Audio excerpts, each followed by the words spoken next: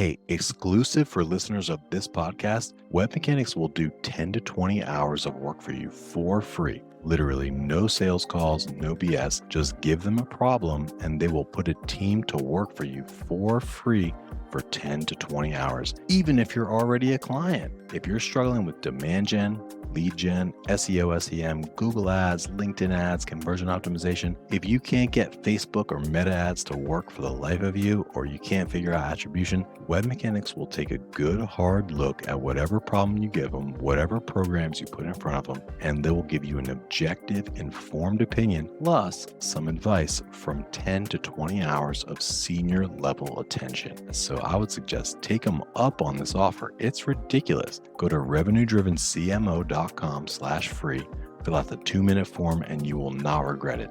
Literally zero downside, unlimited potential for growth. So do yourself a favor, revenuedrivencmo.com/free, no hyphens, no punctuations.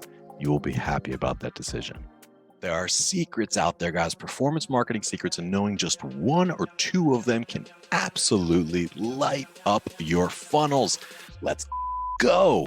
This is the Revenue Driven CMO. I'm your host, Chris Mechanic. Join me as I uncover the secrets of the world's most elite CMOs and marketing leaders. The Revenue Driven CMO is sponsored by Web Mechanics, the AI-driven performance agency that makes you smarter.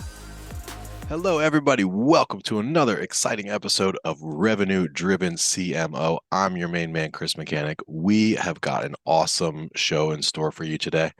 Our guest today is a dedicated marketing leader with over 10 years of experience leading global orgs. He's a coach. He's a talent cultivator. He's a creator of content. As well as a member of the Forbes Business Development Council, ex-Yapo, ex-Hi Bob, currently VP of Marketing at GRIN, which is a platform to help manage creator relationships. Ladies and gentlemen, welcome to the show, Mr. Ali Fazal. Welcome to the show, Ali. Super excited to speak with you, man. Thanks for having me. Yeah, I'm excited to chat. Yeah. And so I know we were talking pre-show. I know you've got an awesome secret to share. Why don't we jump right into it? Let everybody know, like, what is one of your big secrets to success in marketing? Okay, so I think a lot of people, especially now, are really trying to do more with less, right? And when you think about doing more with less, people tend to really over-index on paid, on what they call proven channels. But I would say the biggest secret I found to hacking marketing is really investing in a strong content engine. And that may sound counterintuitive, right? Because especially with AI, people are like, oh, we can just use ChatGPT to generate 40 blogs a day and stay top of mind. And it's true, AI can superpower content a little bit, but I really think of content as the bedrock of the entire marketing function. So it helps inform your paid advertising and your demand gen efforts to be richer and better and more appealing to your audiences. It helps your product marketing sort of stay on top of trends, stay on top of industry and ecosystem stuff. And most importantly, it serves as a North Star for every go-to-market person within your organization so that they know exactly where the company is headed and exactly what to talk about when they're speaking to people sort of outside the building.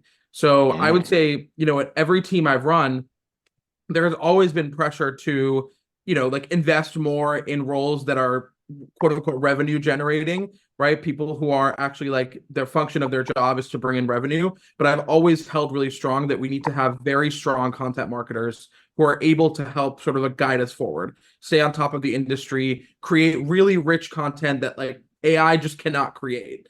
And serve as sort of a North Star or a lighthouse for the rest of the organization in terms of how we speak about our product and our category.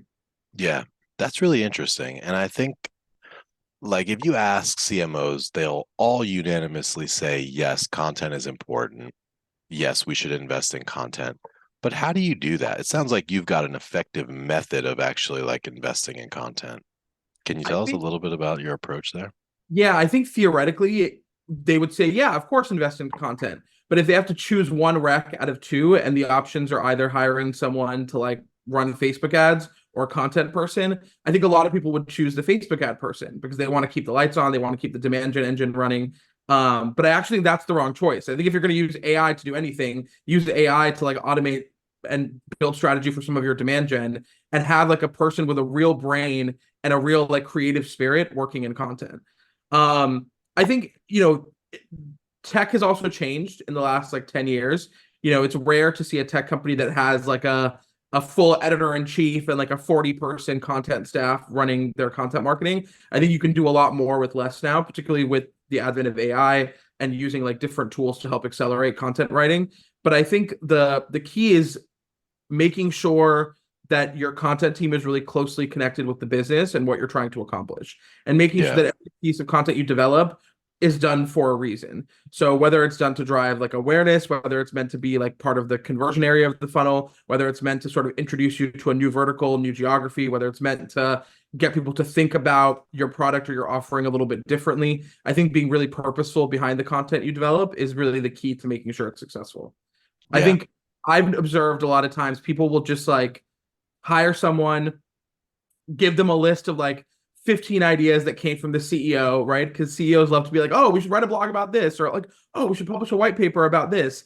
And they just Yeah. have this like Google Doc list of stuff that they want the content writer to write. They're like, okay, go write it, without like a plan or a strategy in place for who this content's supposed to reach, what its purpose is, how you can take one piece of content and use it to impact every other part of marketing, from like your sales process to your paid ads to all of your demand gen tactics. People don't usually think about it. People don't think of content as the start. They think of content as a piece like towards the middle or the end. Like, hey, we're launching a new product. Demand gen's going to run ads. Product marketing is going to do training. The brand team is going to put out a press release and do PR. And oh yeah, at some point we'll do like a blog or a white paper just so we can like, get leads and share it on LinkedIn. They don't think of content as being sort of the bedrock of where everything starts.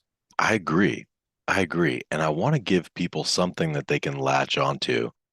The scenario that you described sounds so familiar. It's like, hey, here's a list of 15 things, Mr. Content Person or Miss Content Person, like go write about them because the CEO likes them or whatever, or whatever it is. So for everybody listening right now, like how should that sound or how should they approach it? Suppose that they have the content people in-house. They still have the CEO asking for these different types of things. They don't yet have a plan in place. Walk us through the process. And we can totally use, like, if you want to use GRIN as an example, just to like really kind of add a little bit of teeth to it and take it home so that people can like really understand. That would be, I think really useful for the listeners. Sure. So I think if you hire a good person, you hire good content people, they know how to do their job well, right? And so I think what is often done is people will generate a bunch of strategies, within the marketing leadership team, and then delegate stuff to content. And I think really it should be the other way around. So what I would say is like everybody who's listening to this has some sort of priorities for the year. Maybe they're looking to expand the verticals that their product reaches. Maybe they're looking to expand into new geographies. Maybe they, are stuck within one type of buyer and they're looking to expand to a different type of Yeah, they buyer. want to go up market, right? Everyone wants to go up market. Maybe they're launching new products, or they're launching self-serve, or they're like, launching a different like product offering. Whatever it is, you have like a business goal that you're trying to accomplish. And so much time and energy is put into taking whatever that business goal is to market. You're working with RevOps, you're working with like demand gen, you're working with product marketing to make sure everybody's trained. And people often leave content out of that. And so my advice to people would be like, start with content. Say like, hey, as an example, it's like, let's say, GRIN has traditionally been a tool built for e-commerce companies or retail companies to help them partner with creators. Let's say we want to start working with companies in the travel and hospitality space. The first place I would go is to my content team and be like, okay, we have these people, do research on the personas, and let's figure out like what this audience thinks about creator management today. And let's come up with a strategy of how we can change their minds to help them get to where we want them to get. And you start with content and then you build the rest of the plan backwards from that, because they're going to be able to have the creative ideas to think through how to actually like shift someone's perspective, how to get them to look at something that they thought they knew in a new way. Like that's a skill set that really only a content person has and no one else on the marketing team has. And if you bring it into the process too late, you risk just like turning them into like a task doer who's writing exactly what you want them to write, instead of them thinking creatively about like how do we achieve the end goal that the business needs, and then having everything cascade from there. Brilliant. That's really smart leadership. I think it was Jobs or somebody was like, you don't hire an expert and tell them what to do. You hire Right. an expert to tell you what to do. Right. So I love that example. I think that it really brings it home. Uh, the last question, and sorry that this is getting very micro. I just want this to be like hyper relevant and actionable for people. But so I love the example that you provided with GRIN, right? Like you want to get more into travel and hospitality. So you task your content team or you put an ask out there for like, hey, how can we do this? You get their brain thinking about it. What would a good response to that be? Like a good idea for content in that realm. So I'll give you two examples. I'll give you like I think what happens at most companies, which is someone, let's say like a CEO, a CRO is like, there's an opportunity in travel and hospitality. Let's pursue it, right? Sales and marketing will get together. They'll be like, okay, there seem to be enough accounts or enough like market share here. Let's go after it. Sales gets trained on how to like position the product to those people. Product marketing does some research on personas, buyer personas, stuff like that. Demand gen builds a plan of how we're going to reach, in this case, travel and hospitality. And then content is brought in at the end. They're brought in to be like, hey, we would love to have like a gated guidebook that we can like, put in our email marketing or put on a landing page that like people can download and will get their information. And Yeah. then the Like the article. ultimate guide for dominating with creators in travel and hospitality. That's what demand gen asks for. And so that's not good. And I think I mean that's fine that asset could work, but I think the way that the ideal response for me is to go to someone on my content team and say, hey, look, here's the issue that we're having. People in travel and hospitality don't think of influencers the same way as people who sell physical products do, right? When you're working with a retail company, it's easy to feature their products in a post or in a video, a reel, a TikTok, because it's a physical product that I can hold up, talk about, and feature, and people can buy. Yeah. Uh, Travel and hospitality, their products are not physical products, right? They're selling Right. either a destination, a location, an idea, or a vision. It's usually longer term. Nobody impulse buys travel. Usually, it requires a lot more research. So it's a Yeah. different buyer. I would go to my content team. I have an amazing content writer on my team. His name is Quinn. I would say let's go to him and think through how can we get this person in travel and hospitality to understand this and let him come back with what he thinks the right plan is. Maybe it's a combination of like social, maybe it's something long form, maybe it's video, maybe it's like podcast, maybe it's like micro learning, whatever it may be. I trust him to understand how people absorb information and how to best convey that information to them. So it just Right. sort of like flips the process on its head. And then when he comes up with the right thing to do, then we go to demand gen together and say, like, okay, here's what we have, and here's how you guys should take it to market and serve it to different audiences. Yeah. So I would say, like, ideally, like, lean on your content team because their whole job and how they've been trained and how they've been indoctrinated within content marketing is getting their content to be as readable and effective as possible. And so ultimately, if you start with that person whose job it is to make sure that what they're putting together is readable and effective at accomplishing its goal, everything can cascade from there. Yeah. Hopefully that makes sense. It does make sense. Yeah. I guess I was looking for an example of Quinn's response. Like Quinn comes back, he's like, "Hey, look, I've done the research. Like, here's what we're gonna do." Yeah, I'll give I you. just want to. I was wondering if it's something that could be as simple as like, "Hey, here's the ultimate guide to dominating with creators for hotels," or if it's like something sort of I'll, deeper than that. I'll give you an example. So, we recently launched a product for creators. So, GRIN historically has been a platform that has worked to help brands or companies find and work with influencers, creators, etc. We recently launched a product for the actual creators themselves. You can find it at creators.grin.co. It's a product that helps them sort of manage their businesses, reach out to brands and companies to secure brand partnerships and deals. And so, as we were launching that product, everybody on my team who built this product went to Quinn and was like, how do you think we should get the word out there for this? And Quinn is actually the one who came up with a plan to use influencers to actually like advertise this product. So by the time this podcast goes live, there will be a ton of influencer content out there to help like promote this new creator product.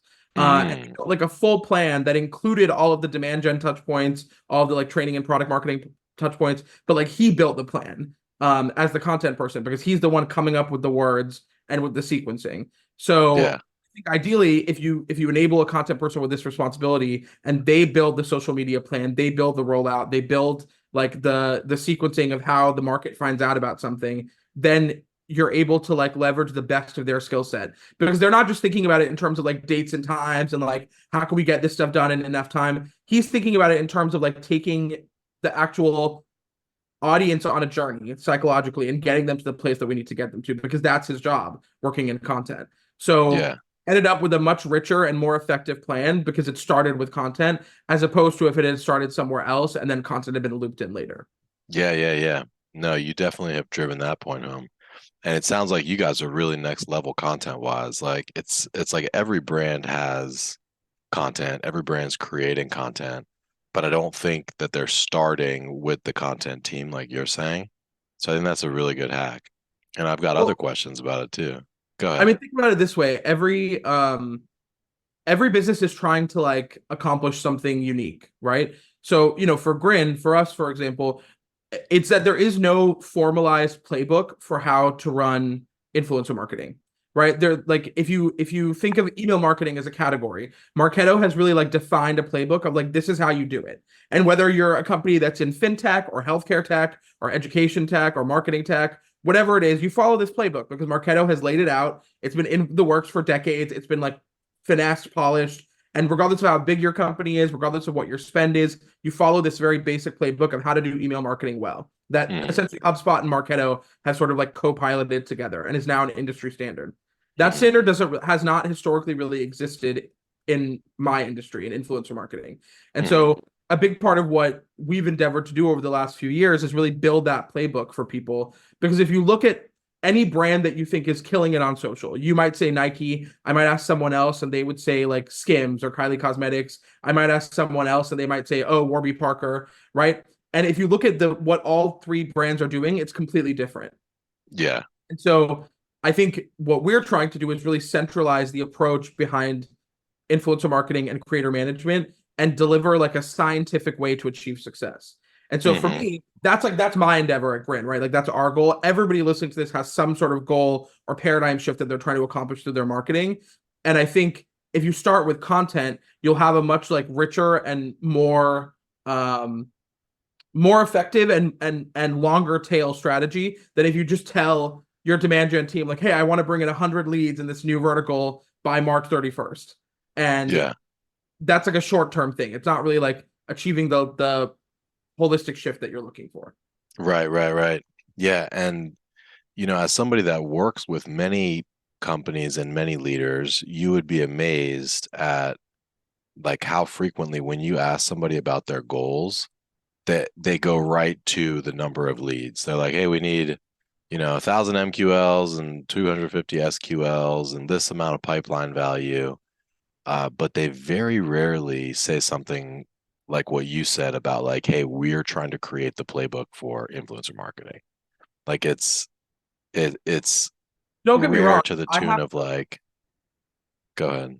I would say I have those numbers as well. Like those are my goals, right? That's how I get paid. So I have those numbers as well. But what I'm concerned about is like, yeah, I could bring in a bunch of leads that won't close because they're not the right people, or I could bring a bunch of leads that close but then churn because they were never the right customer to begin with.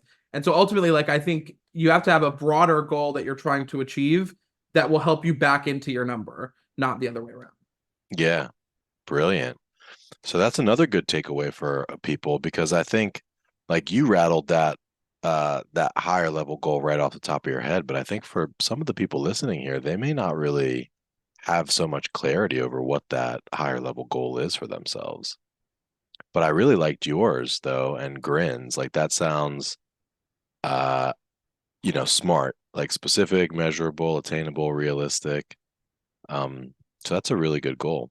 And it would be badass. It's almost like category creator style. Like if you guys are known as the company that wrote the playbook for how to do influencer marketing, that'd be really, really cool. Yeah. I mean, I would urge anyone who's like listening who does not have a goal, like an overarching goal, it really starts with the funnel, right? Because there is a hole in your funnel somewhere. Either you're Yeah. bringing in leads and they're not converting to opportunities, or your opportunities are converting at a lower rate that you want, or the deals are closing at a lower contract value than you want, or they're renewing at a different rate than you want. Wherever that hole is, use that to identify the bigger market problem that is leading to it, and then turn that into your overarching goal. Mm. Okay. Yeah, that's an interesting way to think of it. So so how did you guys, or is that the philosophy or the methodology that you used at GRIN to come up with your goal? I think so. In 2021, we pioneered the category creator management, and it's because we felt that influencer marketing was just too small to describe this sort of big paradigm shift that was happening on social. And when you Hmm. use the word influencer, it means something different to everybody. But I think a lot of people still, even in 2023 or 2024 now, think when they hear influencer, they think of like a contestant from The Bachelor who's holding up like protein powder that they've never used, and it's just like one static Instagram post. They're not really thinking about how creators and people who have a following online can impact every part of your funnel, right? Hmm. I think they say that it takes somewhere between like 6 to 8 impressions of a brand before you actually remember the brand's name and are able to have a recall. And it's Yeah. like, where are you going to get those 6 to 8? Like, are you expecting people to just drive past your billboards? Are you expecting people to happen to like not skip the advertisements that you're running on YouTube? Like, how are you going to get those 6 to 8? And the answer in 2024 is you get them online. But you can't get them solely from your organic owned property, right? Because unless people are already a fan of your brand, they're not going to follow you, right? Like, why would I follow the Four Seasons Hotel or why would I follow Warby Parker if I wasn't a fan of that brand? So if you're Hmm. trying to reach me, you have to reach me through people who I organically follow and interact with, and that is content creators. So it could be someone who's like a traditional influencer, like who does lifestyle, beauty, skincare content, fashion, stuff like that. Or it could be someone who I follow because I think they're funny, or I think they're aspirational, or I find them to be educational and enriching for me. But like we all have people who we're magnetized, who are drawn to online. We all have parasocial relationships with people on the internet. And so if you're a company who's looking to drive awareness, finding people whose followers match the audience you're trying to reach is the most efficient way to like completely boost your funnel.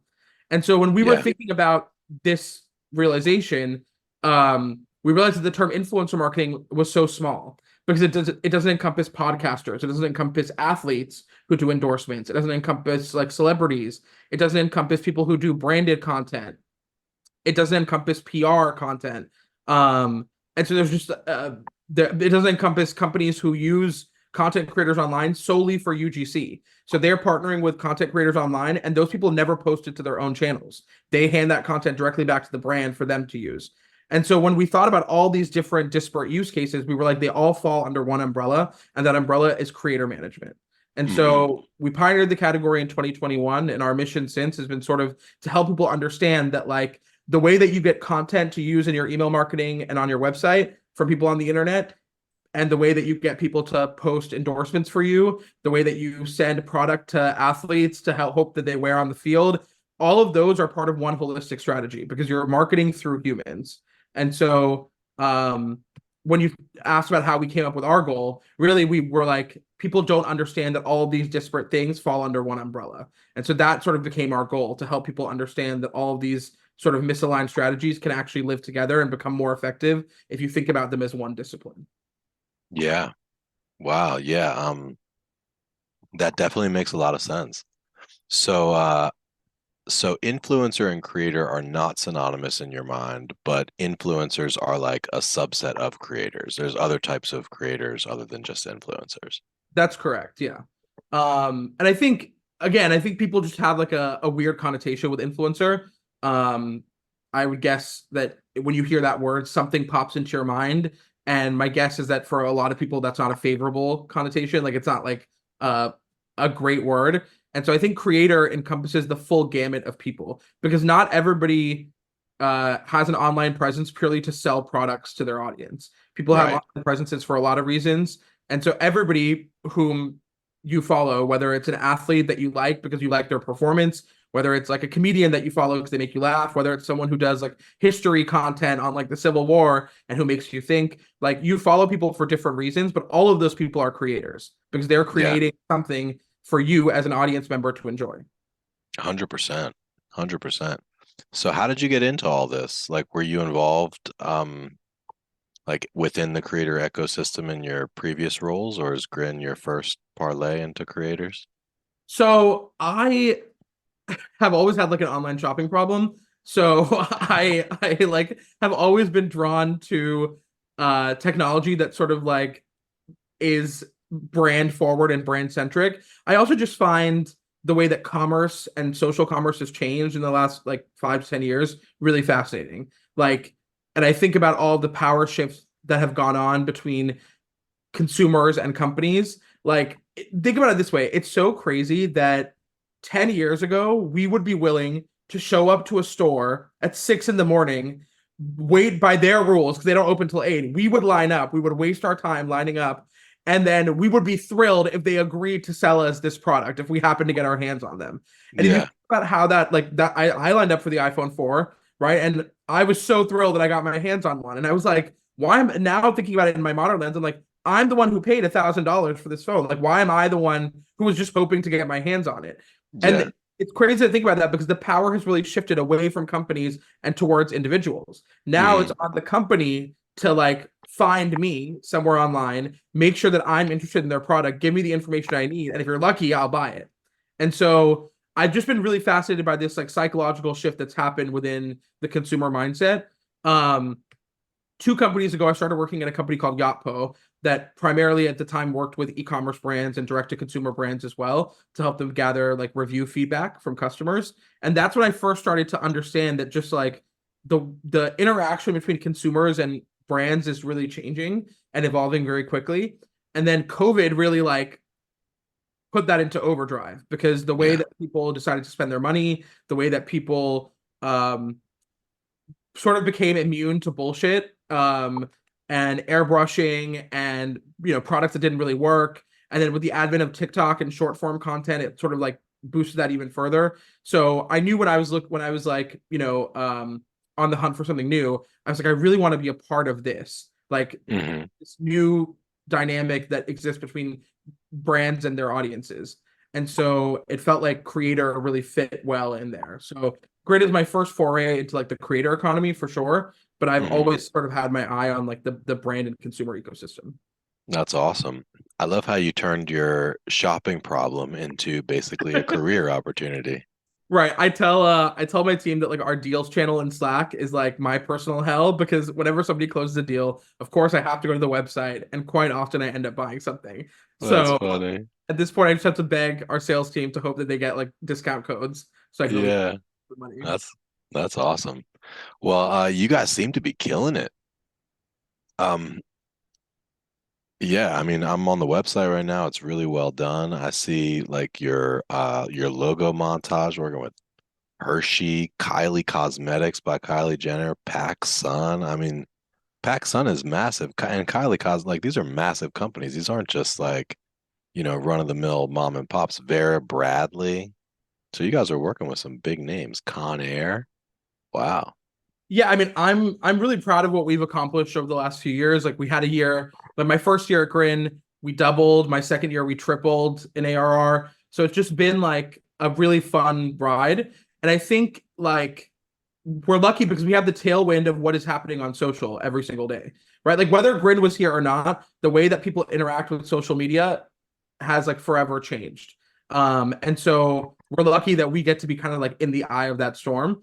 Yeah. Uh, and granted, I mean, we have a lot of like large enterprise clients, like the ones you mentioned. We have a lot of clients that are, sort of just getting started. And I think the beauty of it is that influencer marketing and creator management is for a brand of any size. Like there's something that you can do. You would approach it differently for a brand like a Macy's or Conair. You're probably using influencer marketing for brand awareness, right? To try and like keep your brand top of mind when people want to shop for something. So for Hmm. a brand like Conair, it's like you want to make sure that people remember the Conair brand when they're at CVS next and they're buying something. That's the Yeah. goal of influencer marketing for them. If you're a smaller brand who's just getting started, you really want to use influencer marketing to drive conversions and sales, right? Because that's how you can grow your business. So Yeah.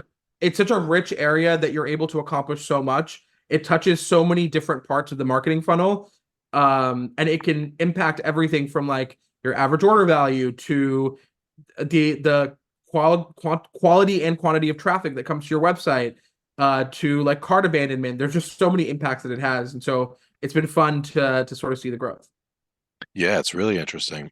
And it's like relatively mature in e-com and in some direct to consumer spaces. But there's large spaces left that like haven't even really started dabbling in it. And I'm thinking about like B2B, for instance. Like in the B2B world, there might be a few brands that are like experimenting with creators, but it's certainly not like a top three channel, I wouldn't say, for most anyway. I'm Yeah. sure there are some outliers. But so you've been there now, I think 2 years or 3 years? 3 years. 3 years. So what's one of the biggest wins that you or your team have posted, or like what's something that you're most proud of in your time there? So we, I mean, we've had a lot of really cool experiences. We had a billboard in Times Square. We're like the number one sponsor for Shop Talk 2 years in a row, which is a really big retail conference that happens in Vegas. So we've had a Hmm. lot of like big wins like that. But I would say, um, like one of the biggest is that we've consistently been able to sort of like be number one, and that's such a cross-functional effort. um and it's of course it starts with you having a great product, right, and having customers who love the product, like that's there's a lot of companies that are like that. But in order to achieve like number one status across review sites, across like sort of industry, um and ecosystem, sort of like uh to be dominant in the way that we've been able to be, it requires all. I think what I'm most proud of is that it requires everybody on my team working really closely together. So you have Yeah. people who are sort of like managing the review sites. You have people who are focusing on like customer education and customer sentiment. You have people who are focusing on like training and enabling customers to be successful. You have people on my team who are focused on creating content for customers uh, Hmm. to help them be more successful with GRIN. You have people who are really focused on sharing customer storytelling on our website, making sure that it's everywhere online so people know what GRIN can accomplish. Like we just had an amazing piece run with Marketing Dive about the work we're doing with Uber that will like undoubtedly help us maintain like our market dominance. So I am just really proud that we have a marketing engine that's able to work collaboratively to like knock big dominoes down. And so when about 3 years ago, when the competitive landscape was much more even, one of our goals was really to like not just through product growth and having the best, actual functionality in the industry. We really wanted to make sure that people knew that GRIN was the best for what we do. And yeah, I'm really proud that over the last 3 years we've been able to like tell that story and make it known. Hell yeah. Mic drop, baby. That's a good snippet right there. We'll definitely use that. Um, cool. Well, that is awesome. And congratulations to you. Congratulations to your company. I love how your win story was, is basically just like the village, right? Like it's not any one team or any one individual. It's more just like the sum total of each of these parts, and it's turning out to be, greater than the whole even. Yeah, for sure. And I think like I always say this, I'm like, there are some jobs that in my opinion are, I can't imagine being fun, right? Like I don't know what I would do if I was like yeah, I don't know that I could do accounting or Right. like budget reconciliation. Like I No, do that all would be of the that, but worst. Yeah. those jobs are not ones for me. But what I always say is like every job in marketing is fun. So like everybody should be having fun. And so I think like what I'm also proud of is it just seems like everybody has had a really good time Yeah. because and it's not like we're stopping or anything, but it's been a crazy couple of years. And think of everything that has happened within social media. Think of like what has happened with TikTok, what's happened with Instagram, how it's evolved. Like through all of these rides, I think what I'm most proud of is that hopefully my team has not only gotten personal and professional growth out of the experience, but also that hopefully everybody has had fun because marketing should be fun. If you're not having fun in a marketing job, there's really no point to doing it. Just go be in sales and make more money, you know? Right, right. I mean, that's true. That's definitely true. But I like you're like a good combination of like, excellent marketer, marketing hacker, but also with some great leadership qualities. Like I can tell you're a good people manager and leader of people. Appreciate that. Um, so you guys are clearly kicking ass and taking names, but I'm sure that it's not all wine and roses. Like, what are some of the big challenges that you were up against in 2023, or that you're facing now? Yeah, I think the way that people purchase software has changed a lot. And this goes back to what you were talking about earlier about how like sometimes like B2B companies have not yet fully adopted it and discovered influencer marketing.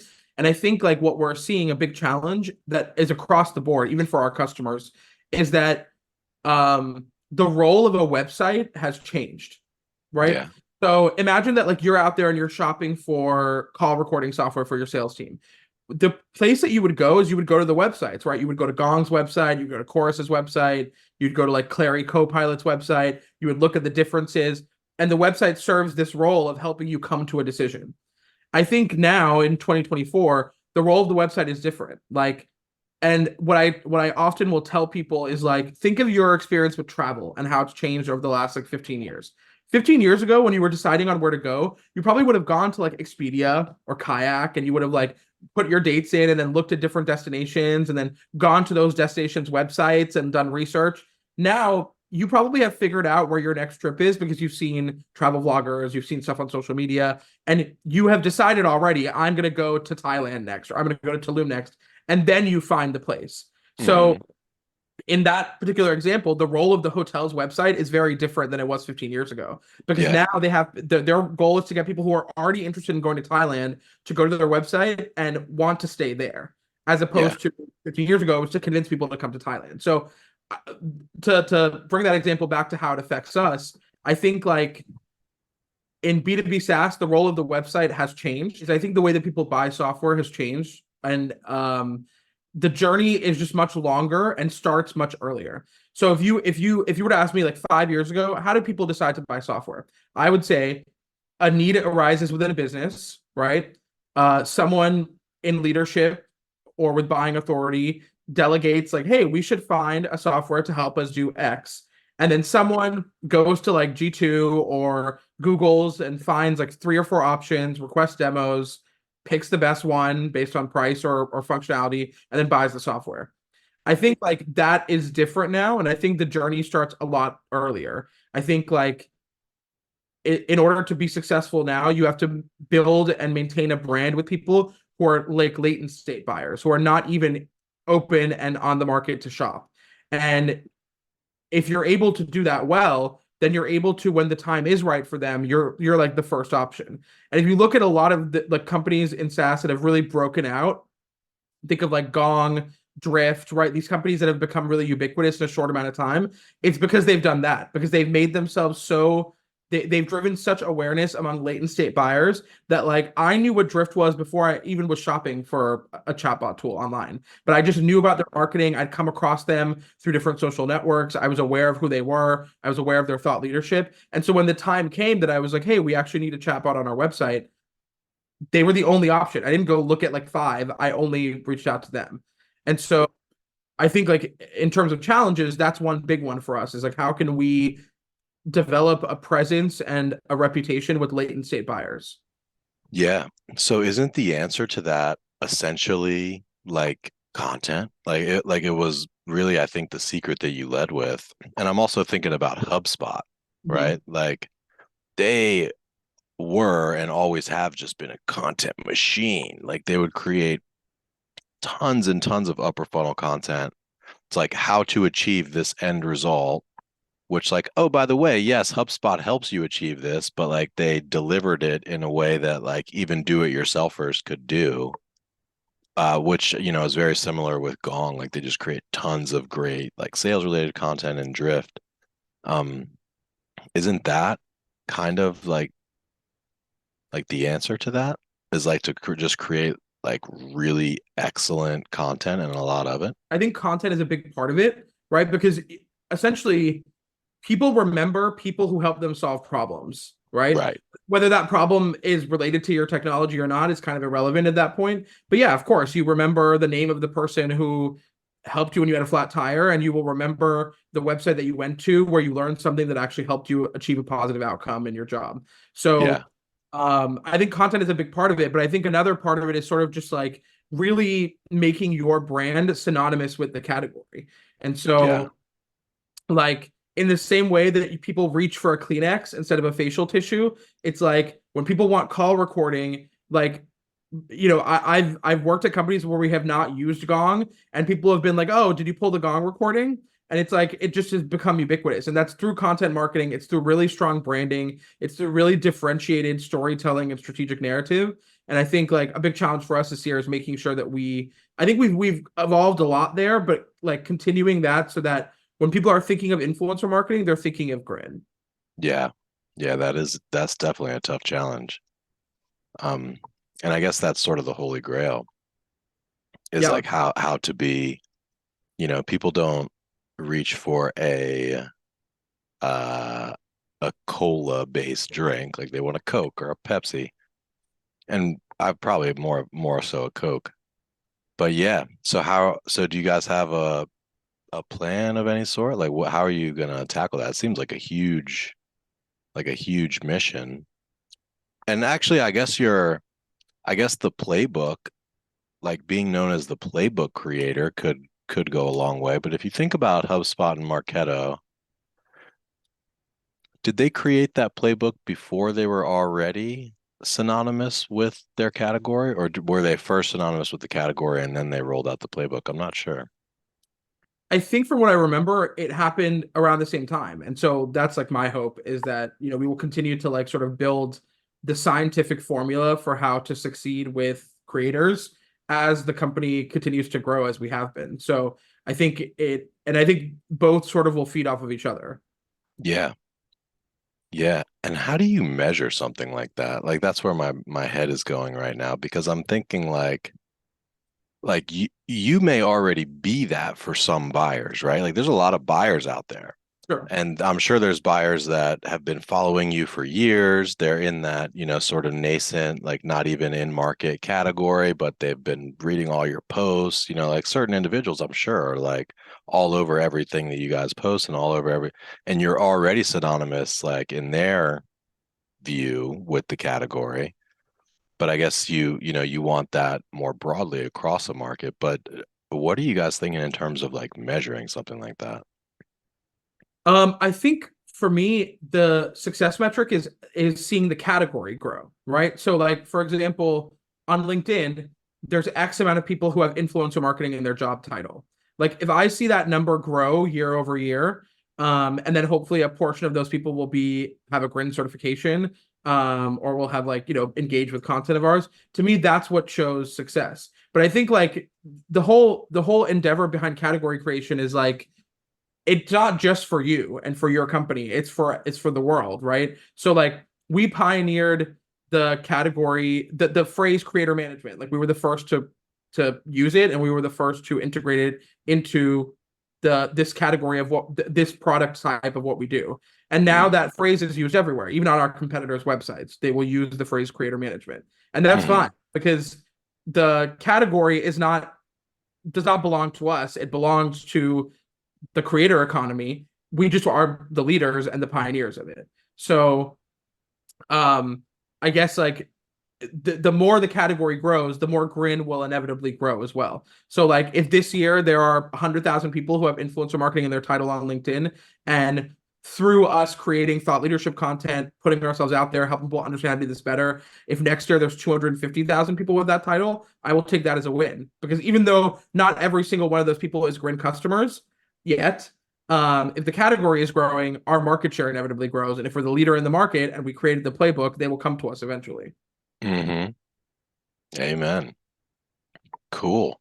Well, yeah, I mean, that sounds like a massive challenge and massive opportunity. What else? What else keeps you guys up at night? I think figuring out a smart way to integrate AI into marketing is a big one, and I'm sure something that a Yeah. lot of people are thinking about. Um, I think like initially there was this burst where people were like, "Oh my God, let's use it to do everything. We'll use it to build all of our future plans. We'll use it to write all of our ad copy. We'll use it to write all of our blogs." And I think like the sun has sort of set on that dream in that AI has to be guided and it can do a lot of efficiency and create a lot of efficiencies very quickly, but it's not like a magic bullet. Yeah. But just thinking through like I think the name of the game for so many marketers this year is like do more with less. And so thinking through ways that we can use AI to help keep our team more efficient and move faster, not necessarily Hmm. like replace people's job functions. Yeah, like content repurposing seems like a great application for AI.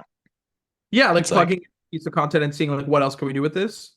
yeah, or like take this take this long form piece of content and create a Facebook ad, create a LinkedIn ad, um, or vice versa. Here's a LinkedIn ad, like help me to outline a longer form content piece and then build in, sort of headline by or then build out the outline from there.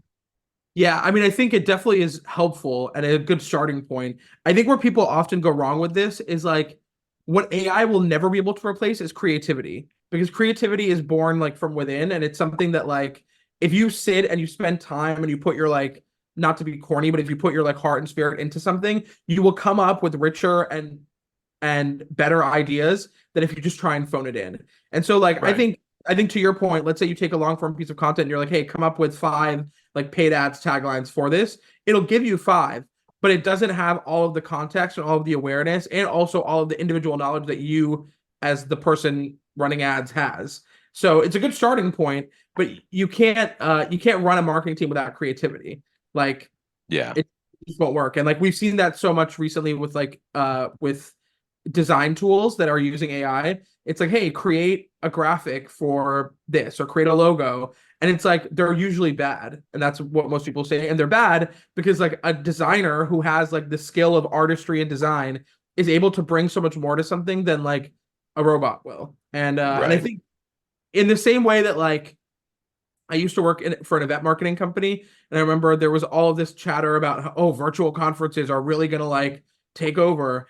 And then because it's so much cheaper, people don't have to travel, people don't have to stay in a hotel, they don't have to leave their families. And then during COVID, people especially were like, yeah, virtual conferences are never gonna go away. People are never gonna want to like leave their homes to fly to Vegas to go to like a musty convention hall ever again. And Yeah. they've never taken off. And the reason why is because there is something real about people meeting each other in person and interacting. Like you can never take that away and you can't replicate it. And so I think when it comes to marketing, I feel that same way about like the creative spirit. You can never replicate it through AI. True that. Yeah. I would agree. You can't there's something about human creativity that you will not be able to replicate. Um, you can, I think, use it as a like a brainstorming tool. For sure. It's like, hey, here's the research that I've done. Like Quinn probably does this already, but it's like, hey, here's some of my research. Like here's my goal, here's some of my research. Give me some ideas for doing X or Y with it. Um, generally won't give you an output that like you can, copy paste and use, but it can point you in certain directions that are useful. For Like sure. I And asked, it could drive efficiency for sure. we've got a client actually that does a lot of like UGC ads. So it'll basically be like, did you know that uh, like a classic sort of UGC style ad. So I asked AI, I was like, hey, here's a little bit about the client. Write some video scripts for me in the style of Mr. Beast. Mr. Beast, the YouTuber. And what it came back with was actually really good. Like it came out with some really good video script ideas. And then I was like, yeah, but we don't have like a big production budget. Like, how can we do this with fewer actors or fewer resources? And it came back with something pretty good. I can share it with you. That's awesome. Yeah, I would love to see it. I mean, I think it sometimes the hardest part about being creative is just starting, right? Like let's say Yeah. you have a really creative thing that you need to work on or you need to devote a lot of creativity to, but you've been in back-to-back meetings all day. Like the hardest thing is just like actually like getting the first few ideas down. And AI can be Yeah. really helpful with that, with like getting the brainstorm started, getting the ideas flowing, and then you and your creative brain sort of take it over from there. Totally, totally. Cool. Well, Ali, this has been awesome. Time has gotten away from us. I want to be respectful of your time. But thank you very much. This has been really great. Yeah, likewise. I really enjoyed the chat. And yeah, if people are looking to find me, I'm on LinkedIn, and you can find everything about GRIN at grin.co. Brilliant. Love that. And yeah, I was really impressed with you personally. I think that, you're a brilliant marketer and also a great leader. So Thank you very much. I appreciate that. yeah, and it sounds like you got a really strong team. And GRIN is friggin' awesome. I'm about to sign up even though we're B2B and just see like what we might be able to do with it. Hey, we have B2B customers who are super successful. So you know the right person to call if you want to learn more. Nice. All right. Well, for everybody listening, that was another exciting episode of Revenue Driven CMO, and we will see you next time. And that's a wrap. Thanks for joining us here today. For show notes and other episodes, visit us at revenuedrivencmo.com. That's revenuedrivencmo.com. And hey, exclusive for listeners of this podcast, Web Mechanics will do 10 to 20 hours of work for you for free. Literally no sales calls, no BS. Just give them a problem and they will put a team to work for you for free for 10 to 20 hours. Even if you're already a client, if you're struggling with demand gen, lead gen, SEO, SEM, Google ads, LinkedIn ads, conversion optimization, if you can't get Facebook or Meta ads to work for the life of you, or you can't figure out attribution, Web Mechanics will take a good hard look at whatever problem you give them, whatever programs you put in front of them, and they will give you an objective, informed opinion, plus some advice from 10 to 20 hours of senior level attention. And that's just because you're a listener of this podcast. So I would suggest take them up on this offer. It's ridiculous. Go to revenuedrivencmo.com/free, fill out the 2-minute form, and you will not regret it. Literally zero downside, unlimited potential for growth. So do yourself a favor, revenuedrivencmo.com/free, no hyphens, no punctuations. You will be happy about that decision.